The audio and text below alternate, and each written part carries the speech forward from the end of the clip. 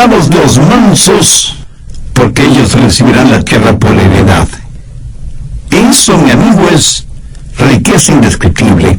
¿Y qué de la sabiduría, de la guía que uno necesita? Veamos el Salmo 25:9. Encaminará a los humildes por el juicio y enseñará a los mansos su carrera. ¿Y qué de la paz y de la serenidad que queremos tener? Veamos Mateo 11, los versos del 28 al 30. Venid a mí todos los que estáis trabajados y cargados, y yo os haré descansar. Llevad mi yugo sobre vosotros y aprended de mí, que soy manso y humilde de corazón, y hallaréis descanso para vuestras almas, porque mi yugo es fácil y ligera mi carga. ¿Cómo trabaja eso en nuestras vidas? Bien, veamos. Primero, el significado de mansedumbre. Muchos piensan que mansedumbre es cobardía, que si uno es manso, tiene un carácter tímido y ambivalente. Permítame decir de una vez por todas, mansedumbre no es cobardía. Jesús dijo, yo soy manso y humilde de corazón. ¿Fue Cristo un cobarde?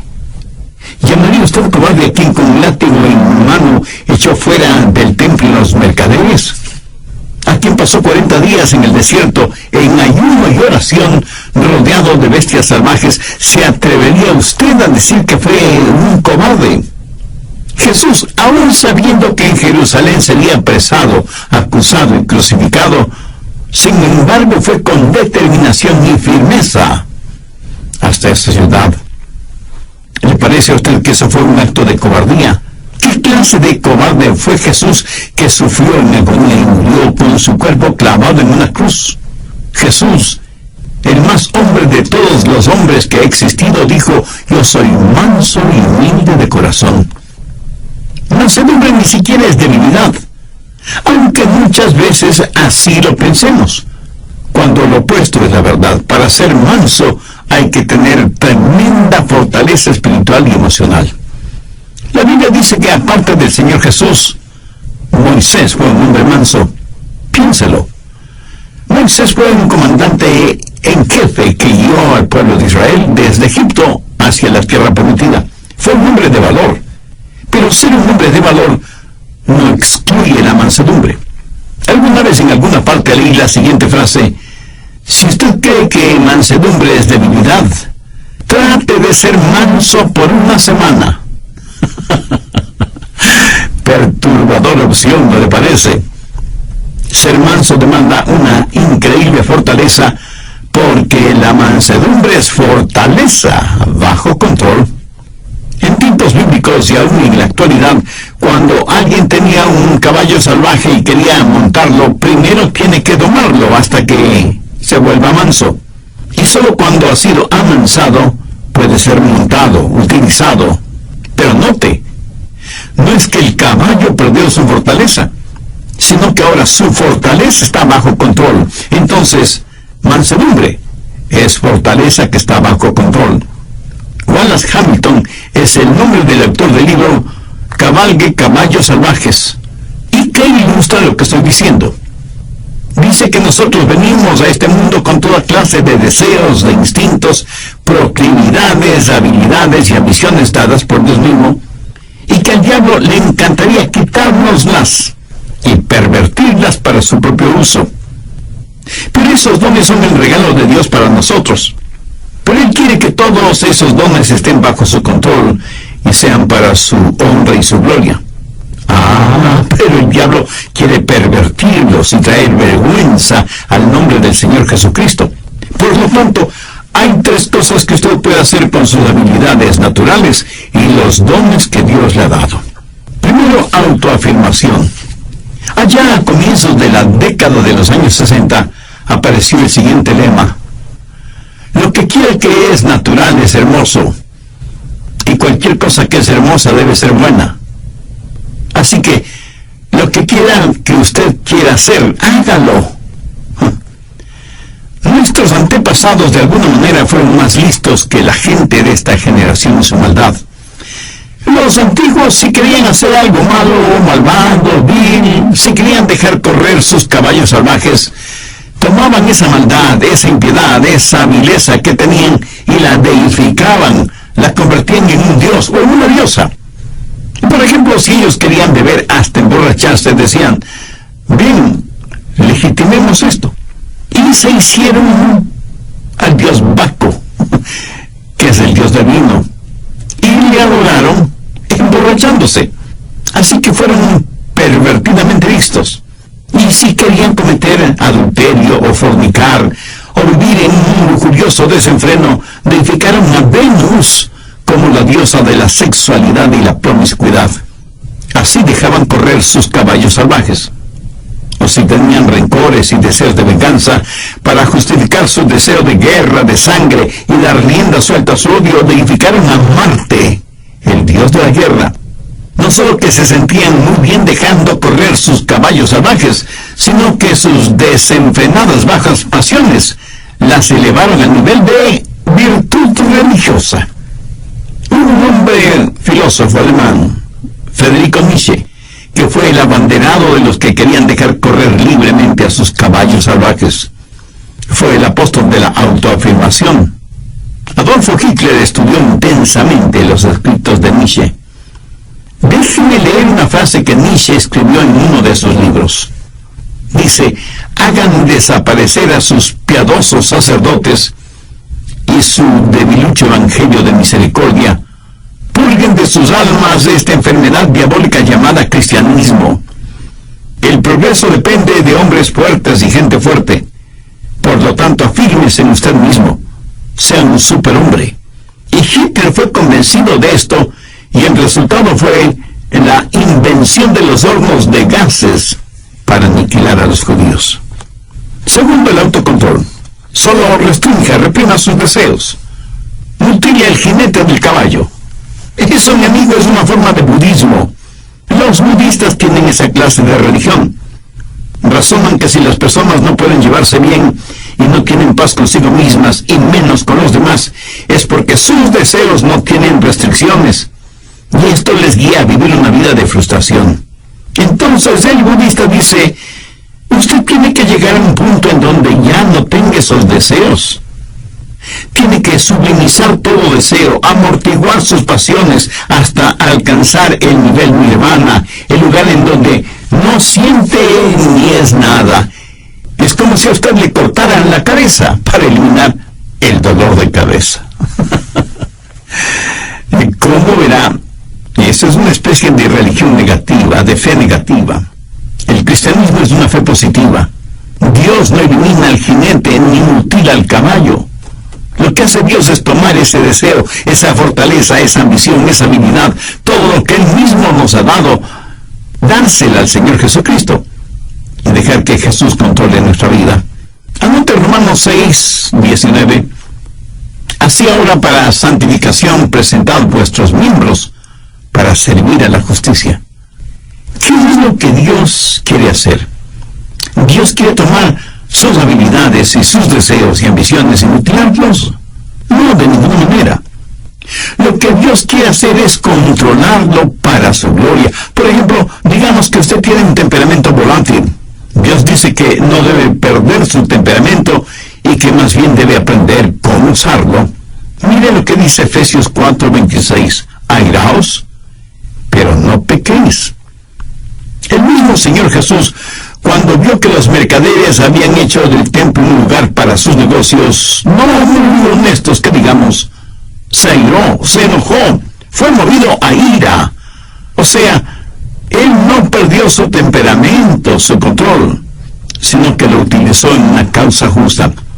Mi amigo, si usted me dice que no tiene temperamento, entonces algo no está bien con usted. Jesús quiere controlar su temperamento para su gloria. Debe haber ciertas cosas que deben disgustarle, enojarle, hacerle perder su temperamento. Por ejemplo, la industria pornográfica, el tráfico de drogas, la explotación sexual de mujeres y de niños y toda la depravación actual que está convirtiendo al mundo en un desierto espiritual, moral y ético. Un desierto lleno de fieras feroces. ¿Y qué de nuestra lengua? Jesús quiere que con nuestra lengua le alabemos y le glorifiquemos. Gracias a Dios hay muchos cantautores que son genuinamente cristianos y utilizan ese don que Dios les ha dado, no solo para tocar e inspirar la vida de otras personas, sino y sobre todo para alabar, honrar y glorificar a Dios. Y Dios nos da dones y talentos, naturales o especiales, no para que nos volvamos orgullosos de tener esos dones y talentos, sino para que con ellos alabemos y bendigamos a Dios. Y eso también, amigo, es fortaleza bajo control.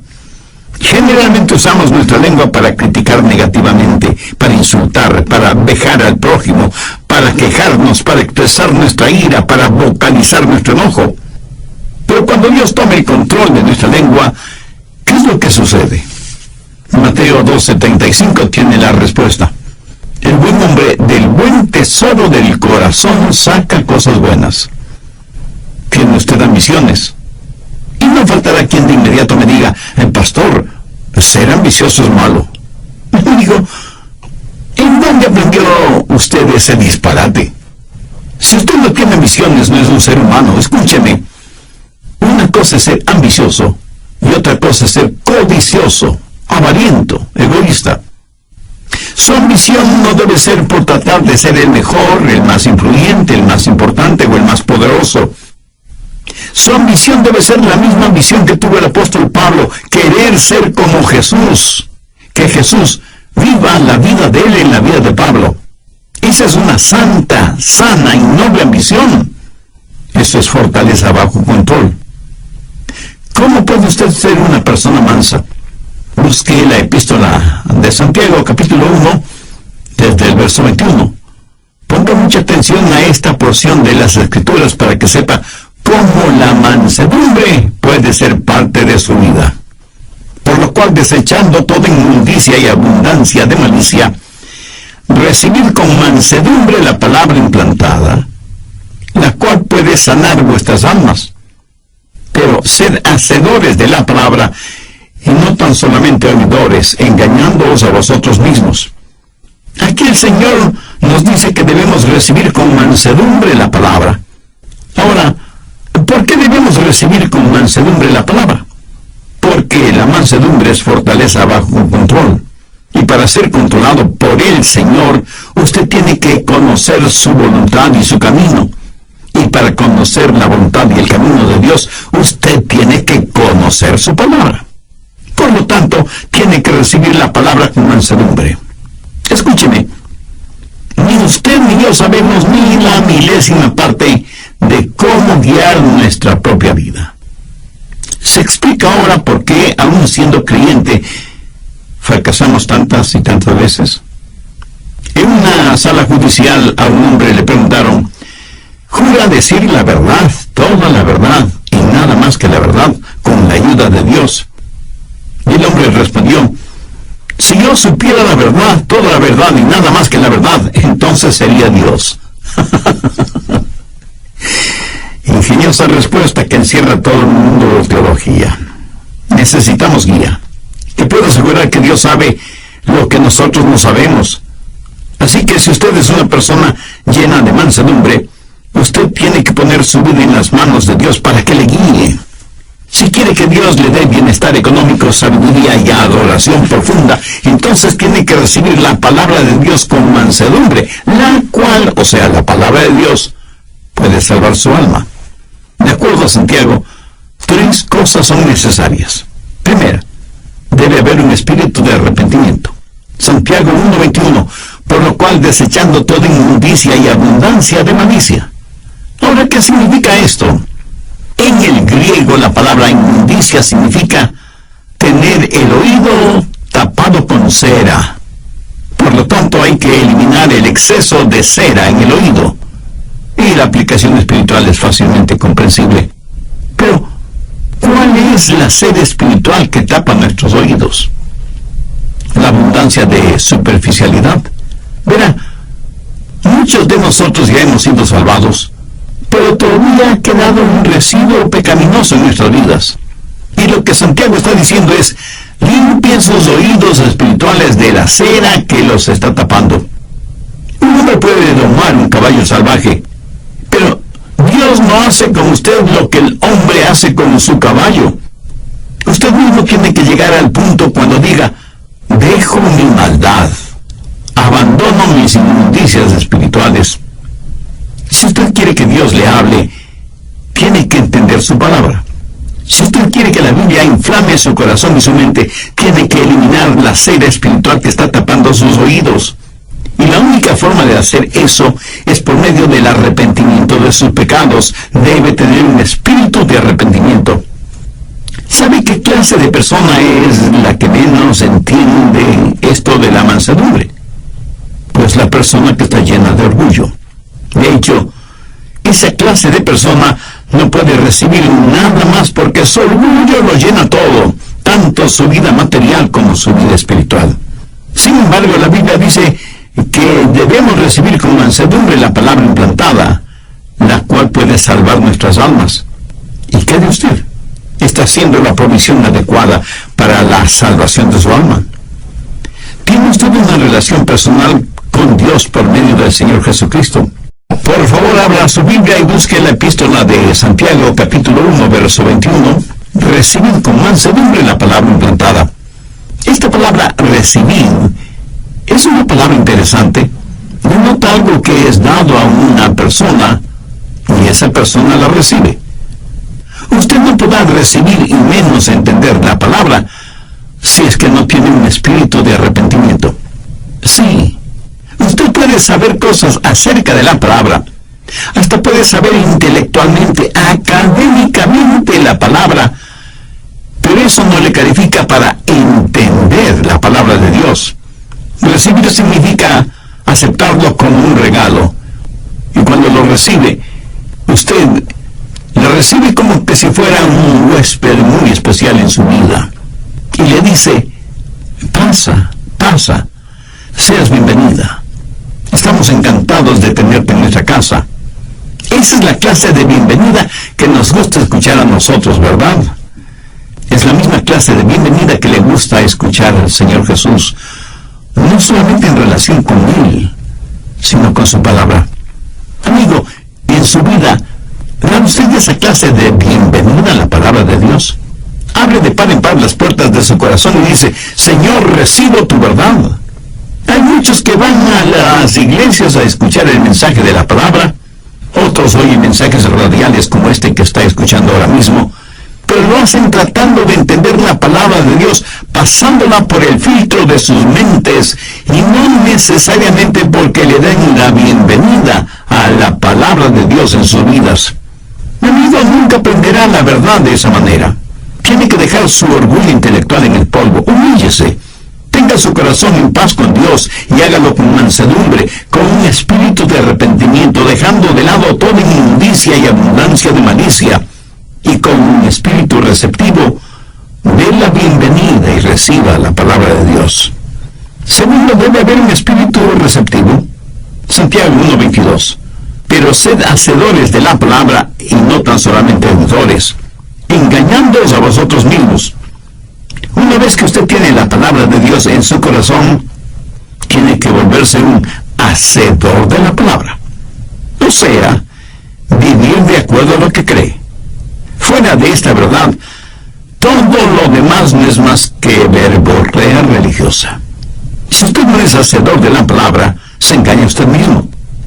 Si usted solo escucha las verdades de la palabra de Dios, pero nunca las pone en práctica, usted es culpable de autodecepción y por lo tanto puede perder su alma en vez de salvarla. La Biblia dice que el hombre de doble ánimo, esto es, indeciso, es inconstante en sus caminos. Jesús dijo, cualquiera que me oye estas palabras y no las hace, le compararé a un hombre necio. Escuchar y no hacer es una verdadera locura espiritual. Las impresiones sin las expresiones dan como resultado las depresiones. Si usted solo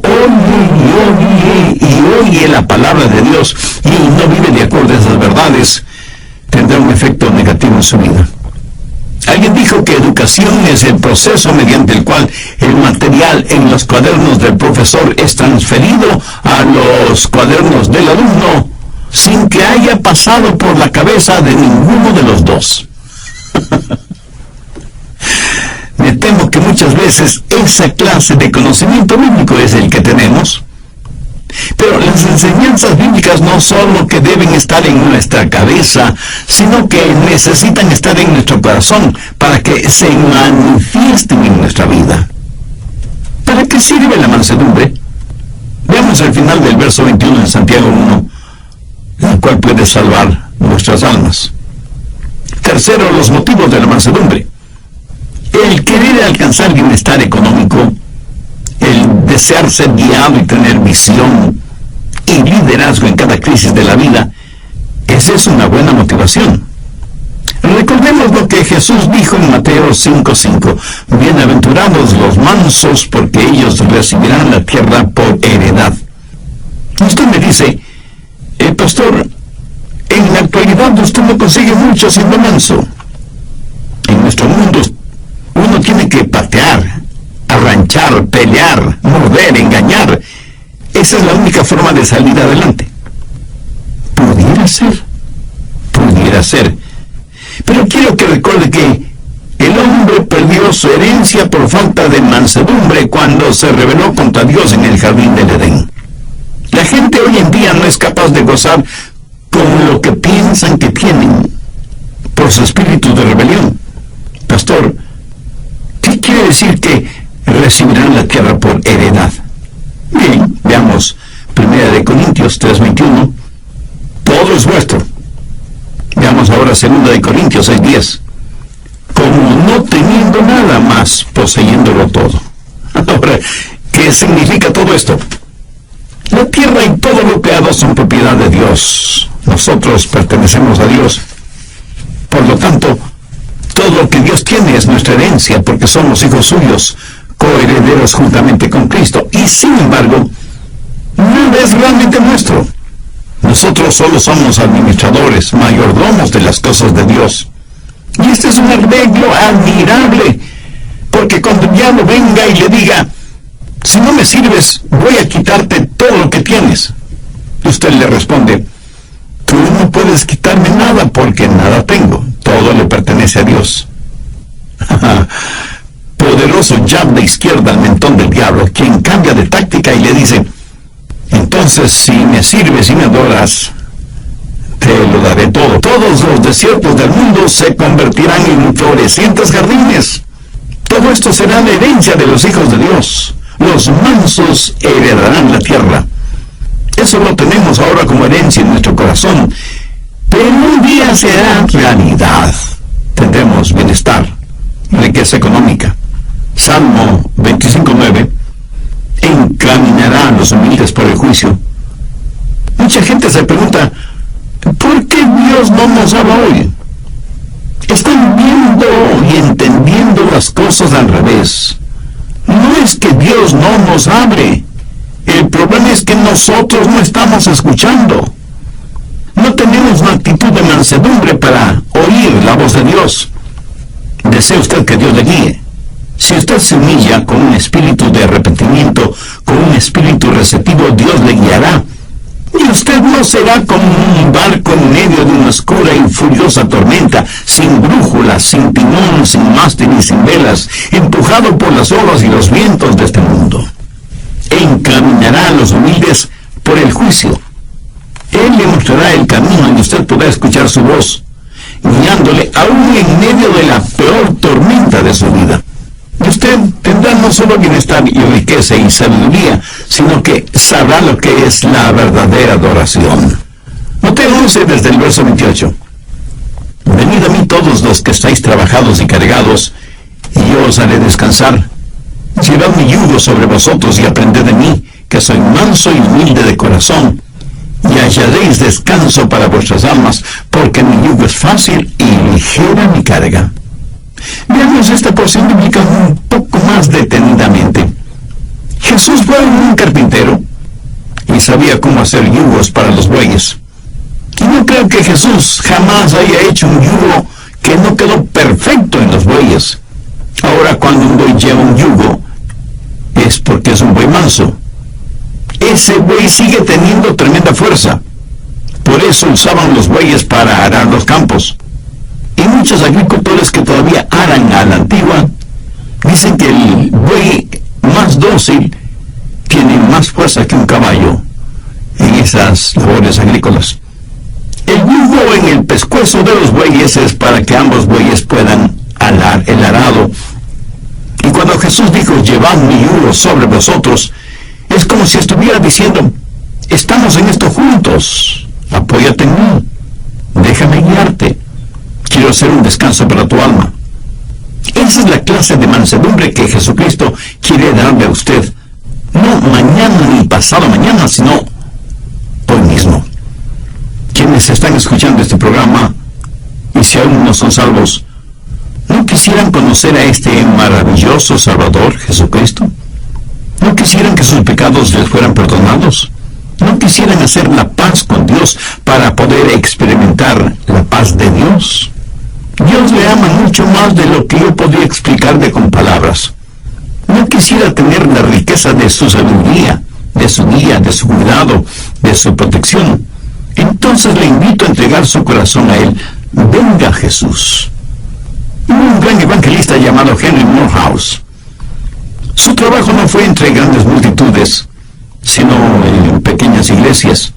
Como tema base de sus mensajes, él usaba Juan 3:16, porque de tal manera amó Dios al mundo, que ha dado a su Hijo unigénito para que todo aquel que en Él cree no se pierda, mas tenga vida eterna. Una vez Morehouse estuvo en un pequeño pueblito minero, y en ese lugar había un hombre que odiaba a Dios, a Jesús, la Biblia, las iglesias, los predicadores, los evangelistas, los misioneros, en fin, odiaba a cualquier persona o cosa que estuviera relacionada en la más mínima forma con Dios. Este hombre se llamaba Mike Miller, y este hombre le mandó un mensaje a Morehouse diciéndole que si predicaba esa noche, él iría a la iglesia, revólver en mano, para sacarle a balazos del pueblo. Los creyentes, asustados, se acercaron donde Morehouse y le dijeron que sería conveniente suspender la reunión de esa noche. Morehouse les dijo, no, he orado sobre este asunto y estoy convencido que Dios quiere que predique esta noche. Y yo confío totalmente en Dios. Tendremos la reunión esta noche, tal y como está programada. Esa noche la pequeña iglesita de ese pueblito minero estuvo totalmente llena. Y los que no pudieron entrar se quedaron alrededor de la iglesia y abrieron todas las puertas y ventanas para que la gente pudiera escuchar el mensaje de la palabra de Dios. Y cuando Morehouse estuvo más o menos a la mitad de su mensaje, vino Mike Miller. Empujó a cuantos encontró a su paso. Llegó frente al púlpito, se sentó en el suelo y le dijo, usted haga lo suyo que después yo haré lo mío. Morehouse abrió su Biblia en Juan 3:16 y predicó del amor de Dios por todos los seres humanos, de cómo Dios entregó a su amado Hijo Jesucristo para que muriera por los pecados de todos nosotros. Morehouse predicó con tal pasión y convicción que se podía sentir la presencia del Espíritu Santo en ese lugar. Luego hizo la invitación para aquellos que quisieran recibir a Cristo en su corazón. Mike Miller se puso de pie y la gente no sabía qué iba a pasar. Él no pasó al frente, pero dio media vuelta y salió de la iglesia dando un tremendo portazo. Caminó por la calle principal de ese pueblito. Sus amigos que estaban bebiendo en un bar le vieron y le llamaron, Mike, ven, sírvete un trago. Pero Mike Miller siguió caminando como si no les hubiera oído. Llegó hasta un pequeño callejón, giró hacia la derecha y llegó hasta una semi-destruida valla metálica, tras la cual había un remedo de casa. Con sus enormes manos empujó violentamente la puerta. Era una sola habitación que servía de sala, comedor, cocina y dormitorio. Ahí una mujer de rostro demacrado cuidaba de unos pequeñuelos quienes, al ver entrar a su padre, corrieron a esconderse debajo de la cama por temor a que su padre los castigara. Su esposa, que evidentemente era abusada y golpeada físicamente, simplemente se puso en actitud protectora frente a la cama. McMiller miró a su esposa y en un tono dulce, desconocido en él, le dijo: mujer, no temas. Llama a los niños. Vamos a orar. Ella, asombrada, le preguntó: ¿Qué es lo que dijiste? Y él, con una paciencia ellos.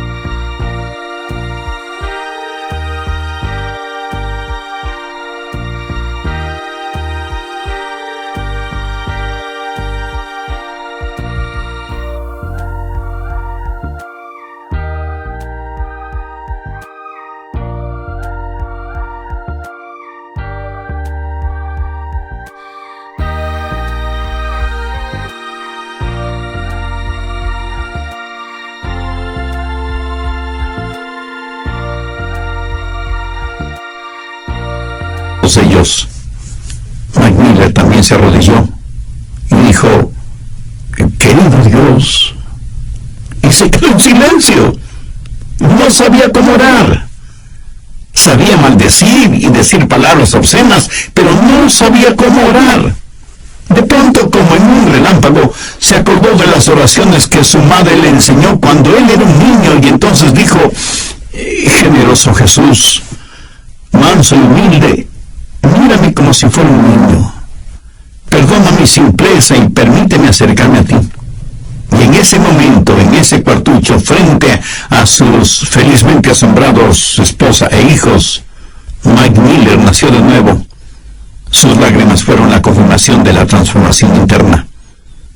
Esta historia es real, la sabemos porque el mismo McMiller la cuenta como testimonio de lo que le sucedió a él y a su familia cuando él entregó su corazón a Jesús. Ahora es posible que usted no sea como McMiller antes de conocer a Jesús. Pero si quiere ser salvo, se salvará de la misma forma en que se salvó McMiller. No hay uno solo de ustedes que sea tan malo que no pueda ser salvo, o que sea tan bueno que no necesite ser salvo. Jesús dijo: venid a mí todos los que estáis trabajados y cansados, y yo os haré descansar, porque mi yugo es fácil y ligera mi carga. Si en su corazón usted siente el ardiente deseo de hacer una decisión por Cristo, no se quede con el desear. Pase de inmediato al actuar. Humíllese delante de Dios, arrepiéntase de sus pecados, pídale a Dios su gracia y misericordia. Reconozca el sacrificio que Jesús